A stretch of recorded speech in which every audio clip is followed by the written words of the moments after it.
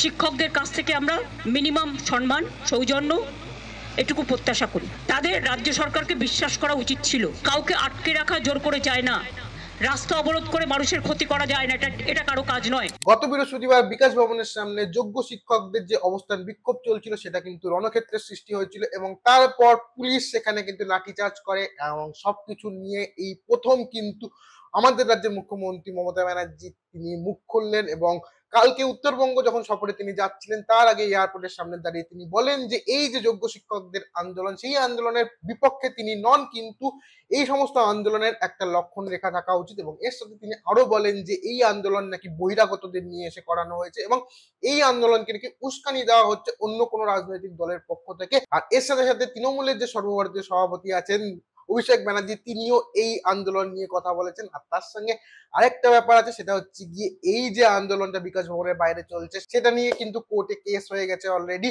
তো সমস্ত কিছু নিয়ে আজকের এই ভিডিওটা। নমস্কার, আমি দীপ্তকর, তোমরা দেখছো আমার ইউটিউব চ্যানেল যেখানে আমি খবরের কাগজ বা ইন্টারনেট থেকে কিছু খবর নিয়ে বকবক টকবক করে থাকি এবং চেষ্টা করি যে এই ভিডিওটার মাধ্যমে অল্প কিছু হলেও ইনফরমেশন তোমাদের দিতে পারি। তুমি আজকের যে বিষয়টা সেই বিষয়টা হচ্ছে গিয়ে আন্দোলনের রক্ষণ রেখা থাকা উচিত, চাকরিহারাদের বিক্ষোভ নিয়ে মুখ খুলে বহিরাগতদেরও নিশানা করলেন মুখ্যমন্ত্রী মমতা ব্যানার্জি। তো যথারীতি বললাম যেটা উত্তরবঙ্গ সফরে যাচ্ছিলেন কালকে মুখ্যমন্ত্রী মমতা ব্যানার্জি এবং তারপরে এয়ারপোর্টের সামনে দাঁড়িয়ে তিনি অনেকগুলো কোশ্চেনে আনসার করে। সেখানে অপারেশন সিঁদুর নিয়েও কথা বলা হয়, আরো অন্যান্য কথা বলা হয়, কিন্তু আমি যে বিষয়টা নিয়ে কথা বলছি সেটা হচ্ছে গিয়ে বৃহস্পতিবার দিনের যে ঘটনাটা ঘটেছিল। প্রথমের দিকে হচ্ছে গিয়ে এই যারা যোগ্য শিক্ষক তারা অবস্থান বিক্ষোভ করতে গিয়ে বিকাশ ভবনের সামনের যে গেটটা ছিল সেই গেটটাকে ভেঙে দিয়েছিল এবং তার পরবর্তীকালে যেটা হয়েছিল সন্ধ্যের দিকে গিয়ে পুরো পরিস্থিতি রণক্ষেত্র তৈরি হয়েছিল। কারণ এই আন্দোলনের মাঝখানে কিন্তু অনেক যে বিকাশ ভবনে যারা কাজ করেন এবং ভিজিটার্স যারা আছেন তারা আটকে গিয়েছিলেন, তাদের বার করার সময় সন্ধ্যেবেলা পুলিশ চলে আসে এবং সেক্ষেত্রে রণক্ষেত্র তৈরি হয়। সেই বৃহস্পতিবার দিনের রণক্ষেত্র হয়ে যাওয়া পরিস্থিতির পর এই প্রথম যখন মুখ্যমন্ত্রী মমতা ব্যানার্জি সেই পরিস্থিতি নিয়ে কথা বললেন তখন তিনি বললেন যে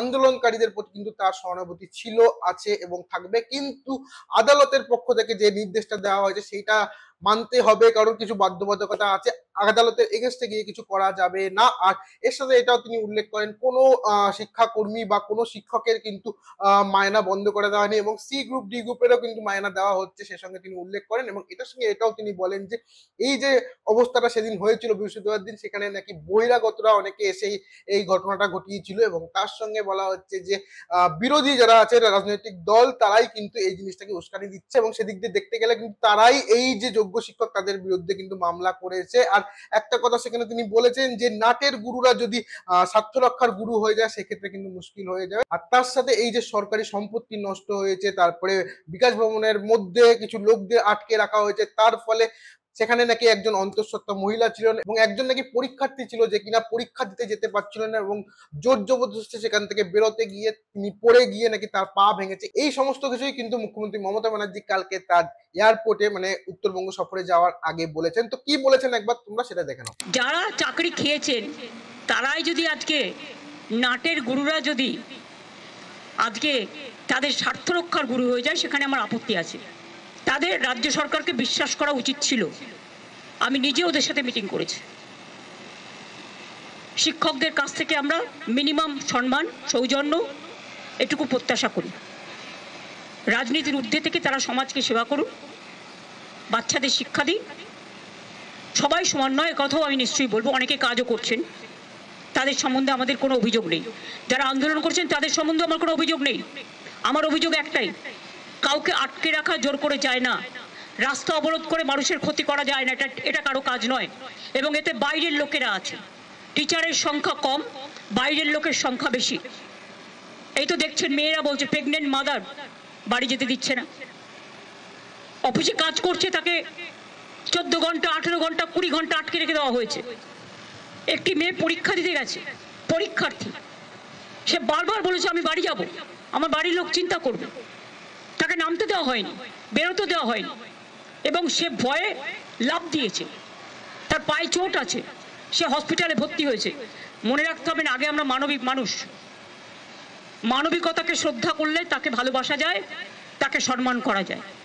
আমি আন্দোলনের বিপক্ষে নই, কিন্তু আন্দোলন করারও একটা লক্ষ্মণ রেখা আছে। তো মুখ্যমন্ত্রীর এই যে মন্তব্য, সেই মন্তব্যের পরেই কিন্তু যোগ্য শিক্ষক শিক্ষিকা অধিকার মঞ্চের তরফ থেকে চিন্ময় মণ্ডল বলে যে একজন আছেন, তিনি বলেছেন যে মুখ্যমন্ত্রীর এই মন্তব্য কিন্তু ঠিক না। কারণ তিনি বলছেন যে সেই দিন যে আন্দোলন বা বিক্ষোভ হয়েছে সেখানে কোনো বহিরাগত ছিল না, সেখানে সমস্ত শিক্ষক শিক্ষিকা মানে যারা যোগ্য শিক্ষক শিক্ষিকা তারাই ছিলেন, এবং তার সঙ্গে যদি কোনো বহিরাগত থেকে থাকে তাহলে নাকি সেটা তাদেরই দলের লোক, মানে টিএমসির দলের লোক বলে তিনি বলছেন। আর তার সাথে সাথে এই যে আন্দোলন বা এই যে বিক্ষোভ, সেখানে কোনো উস্কানি, কোনো মানে রাজনৈতিক দল বা কোনো সংগঠনের পক্ষ থেকে উস্কানি দেওয়া হয়নি। আর যে জায়গাটা বলা হয়েছে যে এই যে গেট ভাঙাটাকে ধ্বংস বা এই সমস্ত জিনিসের সঙ্গে উল্লেখ করা হয়েছে, তো সেই ক্ষেত্রে তারা বলেছে যে মুখ্যমন্ত্রী কি এটা দেখতে পাচ্ছেন না, এই যে এতগুলো শিক্ষক শিক্ষিকা এবং শিক্ষা কর্মীদের চাকরি চলে গিয়ে তাদের জীবনটা যে ধ্বংস হয়ে গেছে, সেই জিনিসটার প্রতি কেন মুখ্যমন্ত্রী দেখছেন না? তো এই সমস্ত ভাবেই কিন্তু মুখ্যমন্ত্রী মমতা ব্যানার্জির মন্তব্যের পাল্টা দিয়েছে এই চিন্ময় মণ্ডল। আর এর সাথে সাথে সোমবার দিন যখন টিএমসি সর্বভারতীয় সভাপতি অভিষেক ব্যানার্জি দিল্লি সফরে যাচ্ছিলেন, তার আগে যখন এয়ারপোর্টে তাকে এই ব্যাপার নিয়ে জিজ্ঞেস করা হয়, তখন তিনি বলেন যে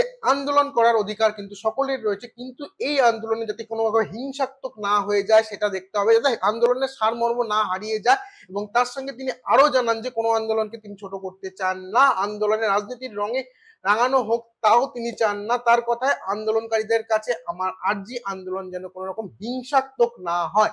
তো এই রকম ভাবে কিন্তু সর্বভারতীয় সভাপতি টিএমসির যিনি আছেন অভিষেক ব্যানার্জি জানিয়েছেন। আর তারপরে যে খবরটা আছে সেই খবরটা হচ্ছে গিয়ে সল্টলেকের অবস্থান ধর্ণা এবার হাইকোর্টের দ্বারস্থ স্থানীয় বাসিন্দাদের একাংশ। তো বিকাশ ভবনের সামনে যে ধর্ণা বা বিক্ষোভ চলছে, তার ফলে কিন্তু যারা যোগ্য শিক্ষক তারা রাস্তার মধ্যেই অনেকে বসে আছেন বা সেখানেই হয়তো দিন কাটাচ্ছে। আর তার ফলে কি হয়েছে, সেখানে কিন্তু পুলিশ প্রোটেকশন বাড়িয়ে দিতে হয়েছে এবং সেইখান দিয়ে কিন্তু যাতায়াতে অসুবিধা হচ্ছে স্থানীয়দের। আর এই অসুবিধার জন্যই কিন্তু স্থানীয়রা গিয়ে আদালতে শরণাপন্ন হয়েছে, যাতে তাদের একটা সুবিধা, তাদের এই যে অসুবিধাটা হচ্ছে সেটা ভেবে কোনোভাবে মেটানো যায়। তো এখন আদালতের পক্ষ থেকে কি জানানো হয় সেটা এখন দেখা। তো আজকের মতো এই ভিডিওটা আমি এখানে শেষ করছি। ভিডিওটা তোমাদের কেমন লাগলো সেটা তোমরা কমেন্ট করে জানাতে পারো। ভিডিওটা ভালো লাগলে ভিডিওকে লাইক করতে পারো, ভিডিওকে শেয়ার করতে পারো। আর আমার চ্যানেলে নতুন হয়ে থাকলে প্লিজ আমার চ্যানেলকে সাবস্ক্রাইব করে দিও। দেখা হচ্ছে আবার পরে অন্য কোনো একটা ভিডিওতে। ততক্ষণ সবাই ভালো থেকো, সুস্থ থেকো, আর সত্যমেব জয়তে।